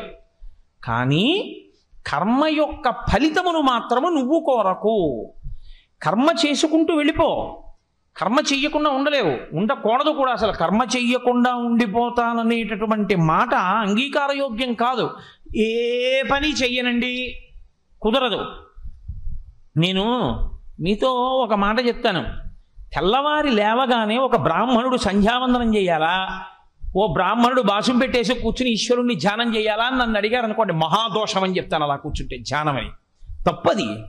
నీకు వేదం చెప్పింది ప్రమాణం. నిన్ను అలా బాసం పెట్టేసి కూర్చుని ధ్యానం చేయమని చెప్పలేదు వేదం. స్నానం చేసి సంధ్యావందనం చేయమని చెప్పింది. నీకు వేదమా ప్రమాణం? ఎవడో చెప్పిందా నీకు ప్రమాణం? ఎవడు చెప్పినా తప్పే. వేదం ఏం చెప్పిందో అదే ప్రమాణం అంతే. నువ్వు నిద్ర లేవగానే స్నానం చేసి సంధ్యావందనం చేసుకోవడానికి వెళ్ళిపోవాలి. నీవు సంధ్యావందనం చేసేటటువంటి వాడిగా నువ్వు జన్మించలేదు, ఏం అభ్యంతరం లేదు. మొన్ననే అయ్యప్ప స్వామి దేవాలయంలో స్కాంద పురాణంలోంచి ఆ టెక్స్ట్ తీసి నేను జెరాక్సులు చేయించి కొంతమందికి ఇచ్చాను కూడా. నీవు అర్ఘ్యం ఇవ్వక్కర్లేదు, కానీ నువ్వు ఆ కర్మ చేయకుండా ఉండమని చెప్పలేదు శాస్త్రం. నువ్వు వెంటనే స్నానం చేసి జగచ్చక్షో మహానుభావుడు ప్రత్యక్ష దైవం వసర్పతియో నీలలోహిత ఉతైనం గోప అదృశన్ను దృశన్ను దహార్య అని చెప్తోంది. తెల్లవారు లేస్తే ఎదుర్వేదం. అడిగో మహానుభావుడు పరమేశ్వరుడు ఈ కంటికి కనపడేటటువంటి ఏకైక పరబ్రహ్మంగా వచ్చేసాడు సమయానికి. కృతఘ్నఘ్నాయ దేవాయ జ్యోతిషాం పతయే నమః. ఆయన వచ్చేటప్పటికి చెయ్యవలసిన పని చెయ్యని వాడెవడో వాడు కృతఘ్నుడు. ఏ పని ఎప్పుడు చెయ్యాలో అప్పుడే చెయ్యాలి. అందుకే శ్రీరామాయణంలో సుందరకాండలో మైనాకుడు ఒక మాట అంటాడు, కర్తవ్యం అకృతం కార్యం సతాం మన్యుమిదీరయేత్ అంటాడు. మహాత్ములకి కూడా కోపం వస్తుంది. ఎందుకు వస్తుందో తెలుసా అండి? చెయ్యవలసిన పని చెయ్యవలసిన సమయానికి చెయ్యని వాడిని చూస్తే అసహ్యం వేస్తుంది. ఏది ఎప్పుడు చెయ్యాలో అప్పుడు చెయ్యాలి, అంతేగాని ఒకప్పుడు చేయవలసిన పని ఇంకొప్పుడు చేయడం కూడా తప్పే. సమయమునందే ధర్మము, దేశమునందు ధర్మము, కాలమునందు ధర్మము. కాబట్టి నువ్వు ఎప్పుడేం చెయ్యాలో అదే చెయ్యాలంతే. నువ్వు నిద్రలేస్తే సంధ్యావందనం చేయాలి. నువ్వు నిద్రలేచి స్నానం చేస్తే ఉత్తర క్షణం నువ్వు సూర్య భగవానుడి మీద స్తోత్రం చెప్పాలి. జగచ్చక్షు ఆయన. అందుకే హరిహర బ్రహ్మ మహానుభావంబులొక్కటింగాగరగిన గట్టియనగా అతుల వేదత్రయ లతికాచయము పెనుబొందం పుట్టెడు మూల కందమనగా అఖిల జగముల కందెరయగుచు జన సమాజ కరపుట హృదయ సరోజములకు ముకుళనంబును జృంభణంబును నర్చి భానుబింబంబు పూర్వాద్రిపై వెలింగే అన్నారు తిక్కన గారు. హరిహర బ్రహ్మ మహానుభావంబులొక్కటింగాగరగిన గట్టి అనగా సృష్టికర్త, స్థితికర్త, ప్రళయకర్త ముగ్గురు కలిసి ముద్దయితే ఆ ఎరుపు రంగుతో సూర్యభగవానుడయ్యారు. నీ కంటితో నువ్వు పరబ్రహ్మాన్ని దర్శించడానికి ఆనుకూల్యతనివ్వడం కోసం కాసేపు ఆయన కుంకం బొట్టులా కనిపిస్తాడు ఎర్రగా. ఆ సమయంలో నువ్వు నిద్ర లేవాలి. ఈశ్వరుడు వచ్చేసాడు, నువ్వు నిద్ర లేకపోతే దోషం కదా. నువ్వు నిద్ర లేవాలి ఆ సమయానికి. లేచి ఈశ్వరుడే వచ్చేసాడు, నేను లేవద్దు. నేను లేవడం అంటే ఎలా నిలబడాలో అలా నిలబడాలి. అదే నేను మీతో చెప్పింది. వేదం చెప్పింది ఏదో అది ధర్మం. నేను స్నానం చేయకుండా నిలబడకూడదా అండి అంటే? నువ్వు మరుగుదొడ్లో మీ ఇంట్లో అన్నం తింటున్నావా? తింటలేదుగా. అన్నం తినే చోటే తింటున్నావుగా. అలాగే ఈశ్వరుడు ముందు నిలబడేటప్పుడు స్నానం చేసే నిలబడాలంతే. అసలు బాహ్యమునందు శౌచం లేకుండా నువ్వు ఈశ్వరుడు ముందు నిలబడతావు, తేజోమూర్తి ముందు. కాబట్టి స్నానం చేసి నిలబడి ఆయనకి నమస్కారం చేయాలి. అది నీ ప్రథమ కర్తవ్యం. ఇది మానేసి ఇంకోటి ఏదో చేస్తానండి, నీ కర్మ చేయి. ఉయ్యాలెక్కితే కాశీ వెళ్ళనట్టే ఉంటుంది. ఏది నువ్వు చెయ్యాలో వేదం చెప్పింది. ఎతత్ శాస్త్రం ప్రమాణంతే, వేదం ప్రమాణం. నేను చెప్పింది కాదు, మీరు చెప్పింది కాదు. నేనైనా వేదం చెప్పింది చెప్పకపోతే తప్పు. వేదం చెప్పింది నేను చెప్తే అది విని మనసు కష్టపెట్టుకుంటే నీ కర్మ. నీకు వినడానికి కావలసిన సంస్కారం నీకు అబ్బలేదని గుర్తు. నీకు అబ్బి ఉంటే ఓ ఇది ఇలా చెయ్యాలని నువ్వు అంగీకరిస్తే తప్పు చేద్దామనుకున్న అర్జునుడు మాటలు విని నా మోహం పోగొట్టుకున్నానని కీర్తి గణించినట్లు కీర్తి గణిస్తావు. కాబట్టి సమత్వం యోగ ఉచ్యతే. కర్మ చెయ్యి, వేదములు ఏం చెప్పాయో అవి చెయ్యి. కానీ చేసేటప్పుడు ఏం చేస్తావో తెలుసా? ఒక్క విషయాన్ని గుర్తుపెట్టుకో, చెయ్యడం వరకు మాత్రం నా కర్తవ్యం కాబట్టి నేను చెయ్యాలి. కానీ దీనికి ఫలితం ఇలా వచ్చేయాలని మాత్రం నేను ఆశించకూడదు. 2 రెళ్ళు 4 ఎంత ఖచ్చితమో అంత ఖచ్చితంగా ఫలితం వచ్చేస్తుందని ఆశించవద్దు.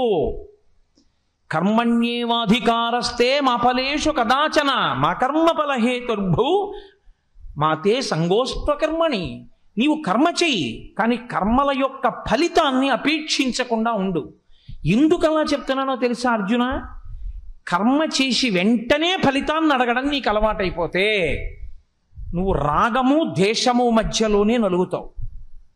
అప్పుడు ఏమవుతుందంటే చేసే కర్మలు కామ్యములు అవుతాయి, కర్తవ్యములు కావు. కర్తవ్యం వేరు, కర్మ కోరికతో చేస్తే బంధనంలోకి తీసుకెళ్ళిపోతుంది. ఏదో ఒకటి చేసి ఇదంతా చాలా గొప్ప విషయం అండి, ఈ గొప్ప విషయం అంతా పరమేశ్వరానుగ్రహంతో నేనే చేశానండి అన్నారు అనుకోండి, ఈశ్వరుడు ఏమండవు.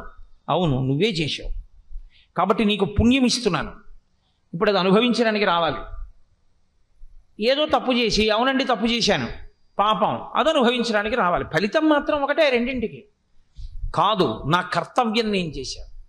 నేను నా కూతుర్ని పెంచి పెద్ద చేశాను, నా కూతురికి యోగ్యుడు అని నేను నమ్మిన వ్యక్తితో వివాహం చేశాను, నా కర్తవ్యం అయిపోయింది. నా కొడుకుని యోగ్యుడుగా వాడు చదువుకోవడానికి వీలైన రీతిలో వాడికి చదువు చెప్పించాను, వాడికి యజ్ఞోపవీతం వేశాను, బ్రహ్మోపదేశం చేశాను, నా కర్తవ్యం అయిపోయింది. వాడు ఎదురుగుండా నేను ఎప్పుడు సంధ్యావందనం చేయకుండా నేను తిరగలేదు. ఎన్నడూ వాడు ఎదురుగుండా నేను సంధ్యావందనం చేయకుండా నిద్రపోయినటువంటి రోజు లేదు.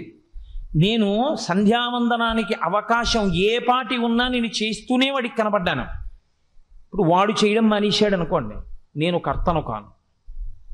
అంతకన్నా నేనేం చేస్తాను? నా వయస్సు పెరుగుతోంది, నా శరీర బలం తరుగుతోంది, వాడి వయస్సు పరిపుష్టమవుతోంది, వాడి శరీర బలం పెరుగుతోంది. ఇప్పుడు నేను వాడితో ఘర్షణకి వెళ్ళాను అనుకోండి, వాడు తోపు తోస్తే నేను కింద పడతాను, పైగా దానికో బెంగోటు వస్తుంది. నీ కర్తవ్యాన్ని నువ్వు నిర్వహించు అంటే నా కొడుకు అటువంటి వాడు, నా కొడుకు నా మాట వినడు అని మీరు అనుకుంటున్నారేమో. నేను ఆ మాట చెప్పకపోతే ఏమవుతుందంటే పాపం తెలియక కోటేశ్వరరావు అబ్బాయి అలాంటి వాడేమో అనుకుని లేనిపోని జాలి చూపిస్తారు. ఈశ్వరానుగ్రహం చేత నా కొడుకు అటువంటి వాడు కాడు. వాడు శాస్త్రమును నమ్మి బతికేటటువంటి లక్షణం ఉన్నవాడు, తండ్రి యందు గౌరవం ఉన్నవాడు. కాబట్టి నీ కర్తవ్యాన్ని నువ్వు చేసుకుంటూ వెళ్ళిపో. ఇప్పుడు నేను ఇది చెయ్యాలంటే తండ్రిగా నా కర్తవ్యం, బాధ్యత కాదు సుమండే, కర్తవ్యం. కాబట్టి నా కర్తవ్యం నేను చేశానా లేదా? ఎప్పుడెప్పుడు నీ కర్తవ్యం ఎంత మోతాదులో నువ్వు ఎలా చెయ్యాలో నీ కర్తవ్యాన్ని నువ్వు అలా చేసుకుంటూ వెళ్ళిపోతూ ఉండడమే తప్ప ఇది చేస్తే ఫలితం వస్తుందండి అందుకు చేస్తున్నానన్నారు అనుకోండి, కామ్యం అయిపోతుంది, కోరిక అయిపోతుంది. కోరిక అయిపోయిన ఉత్తర క్షణంలో మీరు రాగంలో పడ్డారు, ఇది చేస్తే దూరంగా పోతుందండి అన్నాను అనుకోండి, ద్వేషం అయిపోతుంది. మళ్ళీ విడిపోయి రాగమునకు ఇంకొక నీడలో పడ్డారు. రాగమైన ద్వేషమైన పుణ్యమైన పాపమైన అనుభవం, ఏ సుఖమైనా దుఃఖమైనా మీకు బంధనాలే. ఈ స్థితిని దాటడానికి ఏం చేయాలో తెలుసా అర్జున? చిత్తశుద్ధితో తరించి సత్యవస్తువుని తెలుసుకోవాలంటే లోపల ఉన్న ఆత్మ నేను, ఈ శరీరము నేను కాదన్నది ఎరుకలోకి రావాలి అంటే ఇక్కడ మొదలు పెట్టాలి. నిష్కామ కర్మ దగ్గర ప్రారంభం చెయ్యాలి. నీ కర్మ నువ్వు చేసేస్తూ ఉండాలి, నువ్వు చెయ్యవలసిన పని చెయ్యాలి. నువ్వు చెయ్యవలసిన పని అంటే మళ్ళీ గుర్తుపెట్టుకోవాలి, మీ ఇష్టం వచ్చినట్లు కాదు, వేదం చెప్పినట్టు చేస్తూ నీవు మాత్రము దాని మీద ప్రయోజనం కోరుకుంటూ జీవితాన్ని గడపడాన్ని విడిచిపెట్టు. ఆరంభం చెయ్యి, అంత తేలికేం కాదు, చెప్పిన నాకే సాధ్యం కాదు. కోటేశ్వరారు మీరు ఇన్ని చెప్తున్నారు కదా, మీ ఇంటికి వెళ్ళేటప్పటికో లేకపోతే నెల అయ్యేటప్పటికి మీకు జీతమో ఇవ్వకపోతే నా కర్తవ్యం నేను చేశాను ఉద్యోగం, వాళ్ళు నాకు జీతం ఇవ్వలేదని మీరు ఊరుకోగలరా అని అడిగారు అనుకోండి, నేను ఊరుకోలేను అనే చెప్తాను, యథార్థం చెప్తాను.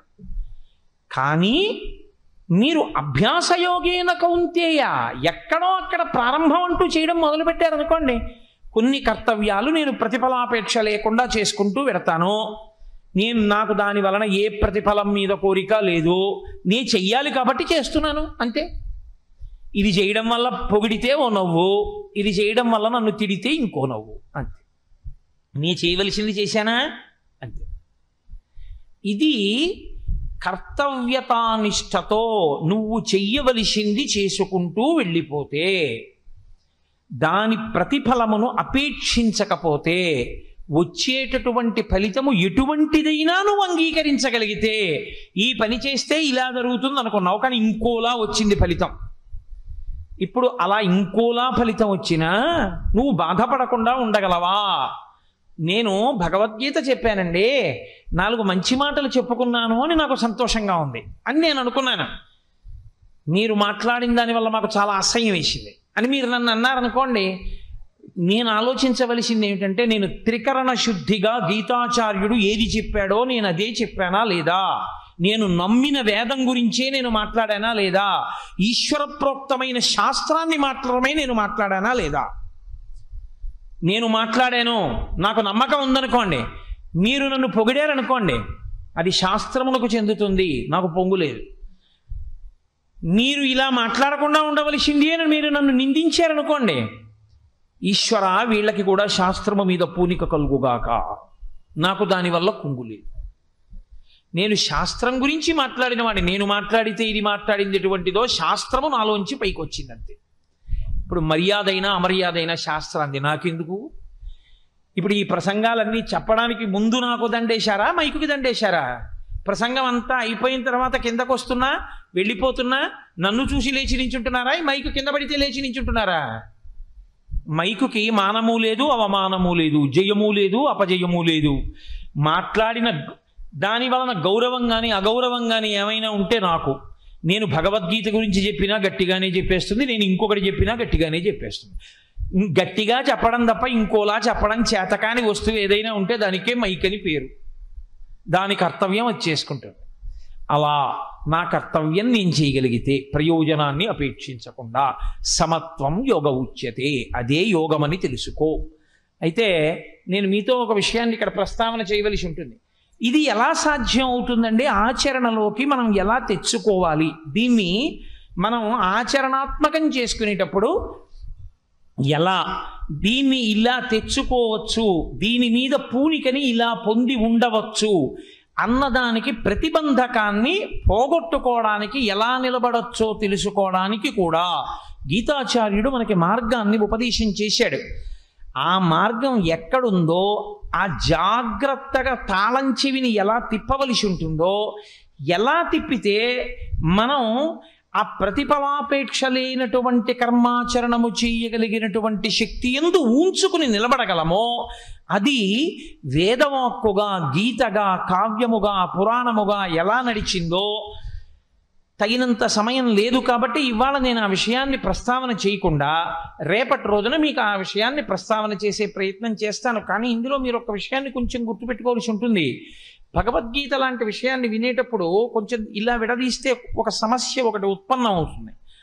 ఒకటి ధారగా వినేస్తే వచ్చే జవాబు వేరు, ముక్కలైతే మళ్ళీ రేపు వచ్చి కూర్చున్నప్పుడు నేను ఎక్కడ ప్రశ్నగా విడిచిపెట్టానో అది మీరు జ్ఞాపకం తెచ్చుకుంటే కానీ నేను మళ్ళీ దానికి జవాబుని ఏం చెప్తున్నానో మీరు అనుసంధానం చేసుకోలేరు. కానీ మీకు నేను ఒక్క మాట మనవి చేస్తున్నాను, జీవితంలో తరించడము అన్నది ఏమైనా ఉంటే, నిజంగా జీవితంలో సత్యమును తెలుసుకోవడము అన్నది ఏమైనా ఉంటే, శాస్త్ర విహితముగా గీతాబోధని తెలుసుకోవలసి ఉంటుంది, గీతాశాస్త్రాన్ని తెలుసుకోవలసి ఉంటుంది. అది రాగద్వేషములు లేకుండా ఉన్నదున్నట్లు చెప్పబడిన శాస్త్రము. అందుకే భగవద్గీతాసు ఉపనిషత్సు, అది ఉపనిషత్తు. కాబట్టి రేపటి రోజున నేను అయినా ఒక్కసారి సింహావలోకనం చేసి వెనక్కి వచ్చి ఎక్కడ విడిచిపెట్టానో దానికి మార్గాన్ని కృష్ణ భగవానుడు ఏం చెప్తున్నాడో దాన్ని చెప్పే ప్రయత్నం చేసి రేపు సాయంకాలం ప్రసంగంతో నా ప్రసంగాల్ని పూర్తి చేస్తాను.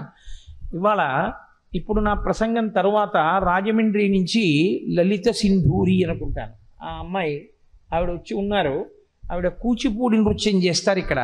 చక్కగా మనం అందరం ఇలాగే కూర్చుని ఆమెని ఆదరిద్దాం. చక్కగా మనందరం సంతోషంగా చూస్తే ఆవిడ కూడా ఆనందిస్తారు. రెండవ విషయం, రేపు మహాపర్వదినం, శ్రీరామనవమి. మహాపర్వమైనటువంటి శ్రీరామనవమి సందర్భాన్ని పురస్కరించుకుని సుబ్బారావు గారు చాలా గొప్ప కార్యం ఒకటి తలపెట్టారు. అదే నేను చెప్పింది, దేశకాలముల యందు ఎప్పుడు ఏం చెయ్యాలో అది చేయడమే ధర్మం. అందుకే ఆయన రేపటి రోజు ఉదయం 7:30 ప్రారంభమవుతుంది. సీతారామ కళ్యాణం తప్పకుండా చూసి తీరాలి. సీతారామ కళ్యాణం చూసి ఆ పానకం వడపప్పు ఆ ప్రసాదం స్వీకరించాలి. పుట్టినది నవమి నాడు శ్రీరాముడు, కానీ నవమి నాడు శ్రీరామ జననం ఉత్సవం చెయ్యం, మనం సీతారామ కళ్యాణం చేస్తాం. అలా నవమి నాడు సీతారామ కళ్యాణం చెయ్యడం వెనకాతలే అసలు రహస్యం అంతా దాచుంచారు. కాబట్టి రేపు సీతారామ కళ్యాణ మహోత్సవాన్ని చూడ్డానికి చక్కగా మీ అందరూ 7:30 సభా ప్రాంగణానికి చేరుకుంటే మనందరం సీతారామ కళ్యాణం చూద్దాం. సీతారామ కళ్యాణానికి సీతారాముల యొక్క పేరుకి ఉన్న గొప్పతనం ఏమిటో తెలుసా అండి? శ్రీ మహావిష్ణువు లక్ష్మీదేవి వాళ్ళిద్దరే అవతార స్వీకారం చేస్తారు ధర్మ సంస్థాపన కోసం. విష్ణువు పరబ్రహ్మముగా అవతార స్వీకారం చేస్తారు. అవతారము అంటే కిందికి దిగి వచ్చుట, తార అంటే పైకి, అవతార అంటే కిందకి, కిందకొస్తే అవతారం. అలా కిందకు వచ్చినటువంటి అవతారంలో ఎప్పుడు లక్ష్మీనారాయణులు వచ్చినా వాళ్ళని మళ్ళీ అవతార పరిసమాప్తి చేశాక లక్ష్మీనారాయణులనే అంటాం. ఒకవేళ మీకు లక్ష్మీ నృసింహులుగా ఎదురుగుండా ఉన్న వాళ్ళని అర్థం కాకపోయినా లక్ష్మీనారాయణులండి అంటాం. మత్స్యావతారం ఉంటే లక్ష్మీనారాయణులు అనేస్తాం, వామనమూర్తి లక్ష్మీనారాయణులు అనేస్తాం. పక్కన ఆయన బ్రహ్మచారిగా ఉన్నా కూడా పాదాల మీద లక్ష్మీదేవి పాదముద్రలు కనబడ్డాయని పోతన గారు రాశారు. కాబట్టి లక్ష్మీనారాయణుల దేవాలయం అనేస్తాం. లక్ష్మీనారాయణులుగా పిలవబడని ఏకైక అవతారం ఏదో తెలుసా అండి? ఒక్క సీతారాములే. సీతారాముల్ని లక్ష్మీనారాయణులు అనం, సీతారాములని అంటాం. ఎందుకని అంటే అసలు సీతారాములు గృహస్థాశ్రమంలో ఎలా బ్రతకాలో నేర్పారు. ఎలా బ్రతకాలో నేర్పడానికి వచ్చినటువంటి అవతారం. అటువంటి గొప్ప కళ్యాణం జరుగుతుంటే శ్రీరామనవమి నాడు సీతారామ కళ్యాణం చూడలేకపోవడం అనేటటువంటిది పెద్ద దురదృష్టం. అన్ని చోట్ల సాధారణంగా ఎండెక్కాక చేస్తారు. సుబ్బారావు గారి మర్యాద ఏమిటంటే చల్లగా ఉండగా చేస్తే చక్కగా వీళ్ళందరూ వచ్చి హాయిగా కూర్చుని చల్లటి గాల్లో చూసి వెళ్ళిపోతారని ఉదయం 7:30కే పెట్టేశారు. చక్కగా రేపు 7 గంటలకే మనం ఈ ప్రాంగణానికి వస్తే నిండు సభలో అందరం కూర్చుని చక్కగా సీతారామ కళ్యాణం చూద్దాం. రేపటి రోజున ప్రతిరోజు మధ్యాహ్నం వేళలో సువాసినులందరి చేత లక్ష్మీ పూజలు చేయించారు. ఏ స్వరూపాన్ని లక్ష్మీ స్వరూపంగా ఆరాధన చేశారో ఆ స్వరూపాన్నే ఆ సువాసినులందరికీ రేపు ప్రసాదంగా ఇస్తారు. 11,000 రూపాయి కాసుల యొక్క సమూహానికి పూజ చేశారు, లక్ష్మీ పూజ.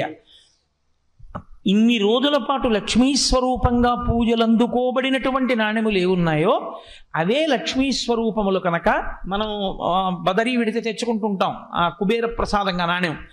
అలా రేపు ఆ పూజలు చేసుకున్నటువంటి సువాసినులందరికీ కూడా నాణెములను ప్రసాదంగా బహూకరిస్తారు. ఏం సుబ్బారావు రేపటి రోజున. అలాగే రేపు ఉత్సవాల పరిసమాప్తి. ఉత్సవ పరిసమాప్తి జరిగినప్పుడు చాలా చాలా గొప్ప విషయం ఏమిటంటే అన్నదానం. అన్నదానం ఎందుకు చేస్తారంటే సమస్త భూతములు శాంతి పొందుతాయి. అందుకే హోమం చేస్తే మంత్రం ఉండాలి, బలిస్తే మంత్రం ఉండదు. బలిస్తే అంటే చంపడం అనుకోకండి, అన్నం తీసుకెళ్ళి పెట్టేస్తారు. అలా పెట్టేస్తే పక్షులు కాకులు కూడా తింటాయి. నిజానికి దేవాలయంలోకి పక్షి రాకూడదు. పక్షులు అవి వస్తాయనే 3 ఏళ్లకోసారి మహాకుంభాభిషేకం చేస్తారు. కానీ బలిహరణం పెడతారు, పక్షులు వచ్చి తినాలనే పెడతారు. బలి అంటే ప్రత్యక్షంగా భూతములు తినాలి. తిని అందరూ అబ్బా ఎంత చక్కటి భోజనం చేశామండి అన్నారనుకోండి, ఈశ్వరుడు ప్రీతి చెందుతాడు. అందున ఇక్కడ జరిగిన ఉత్సవాలు శ్రీరామనవమి నాడు పూర్తవుతున్నాయి. అందుకని రేపు రోజు మధ్యాహ్నం ఆయన ఎంత పవిత్ర హృదయంతో ఆలోచించారంటే నిజంగా నేను ఇవాళ నాకేమీ అబద్ధాలు ఆడడం, ఆ పిచ్చి పిచ్చి మాటలు మాట్లాడడం ఈశ్వరుడు నాకు అలవాటు చేయలేదు. అందుకే తెగేసి చెప్పడం వల్లే నేను కొంతమందికి జీవితంలో దగ్గర కాలేకపోతూ ఉంటాను కూడా. ఇంకోలా మాట్లాడడం నాకు చేత కాలేదు. నేను నమ్మింది ఏదో ఒకటే మాట్లాడడం నాకు అలవాటు. నేను మధ్యాహ్నం కూడా నా భార్యతో మాట్లాడుతూ సుబ్బారావు గురించి మీ ఇద్దరం మాట్లాడుకుంటూ ఓ మాట అనుకున్నాం. ఏమి నిరాడంబరుడు, ఏమి వినయశీలి మహానుభావుడు, అసలు అంత వినయం అవి ఈయనకి ఎలా అబ్బాయి అని నేను తెల్లబోయాను. ఆయన ఎంత మర్యాదతో ఆలోచించారంటే మంచి ఎండవేళ భోజనానికి వచ్చి ఆడవాళ్ళు మగవాళ్ళు కూడా వస్తే తోసుకుంటే పాపం ఇబ్బంది పడతారేమో, ఒకరికొకరు తగలడంలో దానిలో ఇబ్బందులు పడి ఒక మగవాడి పక్కన ఒక ఆడది కూర్చోవడంలో ఏమో కడుపు నిండా తినగలరో తినలేరో ఏ ఇబ్బంది పడతారో అని 2 కళ్యాణ మంటపాల్లో, ఒక కళ్యాణ మంటపం అంతా కామాక్షి స్వరూపులైన స్త్రీలకి, ఒక కళ్యాణ మంటపం అంతా విశ్వనాథ స్వరూపులైన ఏకాంబరేశ్వర స్వరూపులైన పురుషులకు. ఏ మొహమాటం లేకుండా, ఏ ఇబ్బంది లేకుండా కడుపు నిండా తిని వెళ్ళాలన్న ఆయన కోరికలోంచి ఉత్పన్నమైన ఇదే 2 కళ్యాణ మంటపాల్లో విడివిడిగా స్త్రీ పురుషులకు భోజనం పెట్టడం.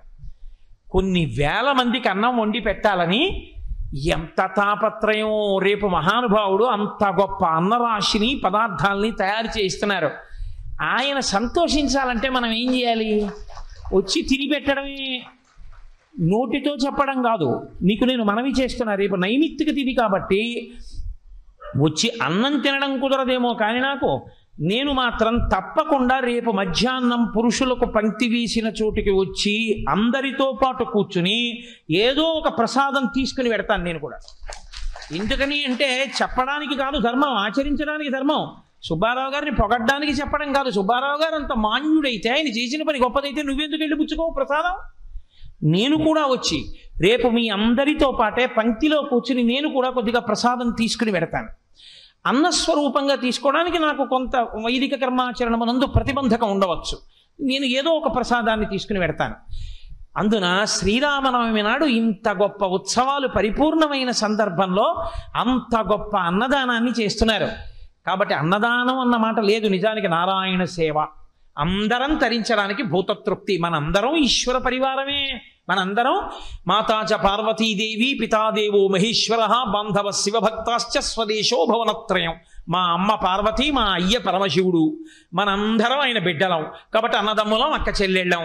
కాబట్టి రేపటి రోజున వచ్చి చక్కగా ప్రసాద స్వీకారం చెయ్యండి. కానీ నాదొక్క మనవి, ప్రసాదం తినేటప్పుడు మాత్రం శ్రీరామనవమి కాబట్టి ఒక్క నియమం పాటించే ప్రయత్నం చెయ్యండి. ఈశ్వరుడు సంతోషించాలి, చేసిన పని పరిపూర్ణం కావాలంటే అన్నీ వడ్డించే వరకు ఆగితే వడ్డించే వాళ్ళకి ఎంత తృప్తిగా ఉంటుందో తెలుసా అండి? అన్నీ పెట్టామా వాళ్ళకి కంగారు ఉండిపోతుంది. నేను పెట్టగానే ఒకడు గబుక్కుని అప్పడం తినేసాడు అనుకోండి, వీడికి అప్పడం వేశాడో తెలియదు, వేయలేదో తెలియదు, మళ్ళీ అప్పడాలట్టుకు రావాలి. అన్నీ వేసే వరకు ఆగి అమ్మయ్యా అందరికీ అన్నీ వేసేసుకున్నాం, పప్పు వేసేసాం, కూర వేసేసాం, పచ్చడి వేసేసాం అని వాళ్ళు విస్తళ్ళు చూసి మొదలు పెట్టండి తినండి అనకూడదు కదా, మర్యాద కాదు.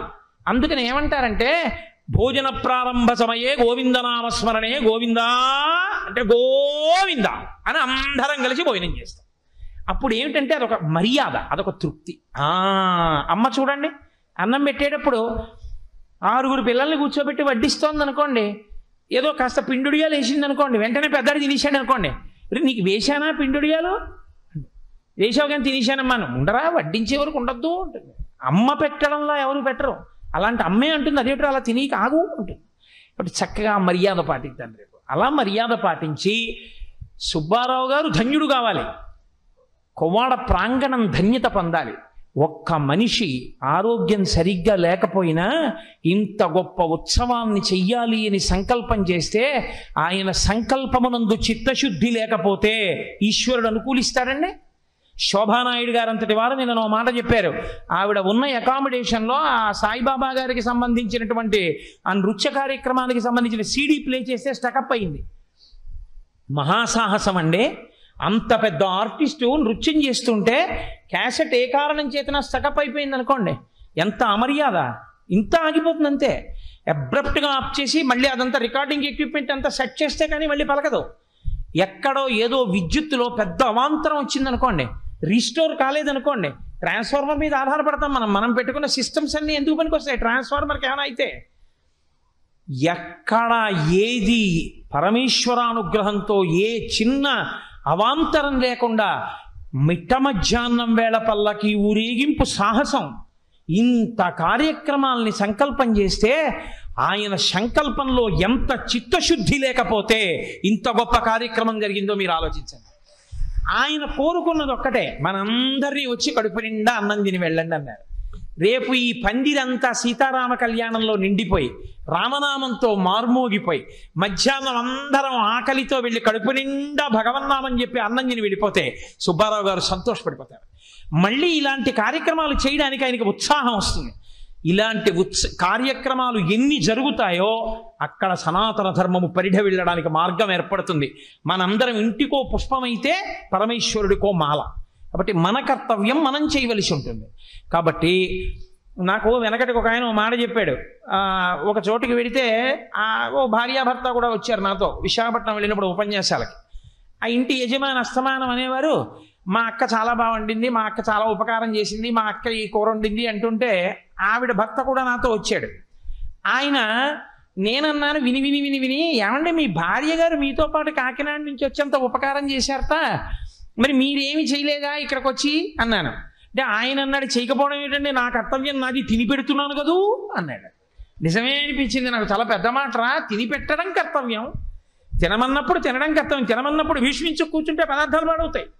కాబట్టి రేపటి రోజు ముగింపు కదండి, ముగింపు అంటే ఆనందంతో సంతోషంతో అందరి ముఖాల్లో ఆ ప్రసన్నత వ్యక్తం కావాలి, ఆ సంతోషం వ్యక్తం కావాలి.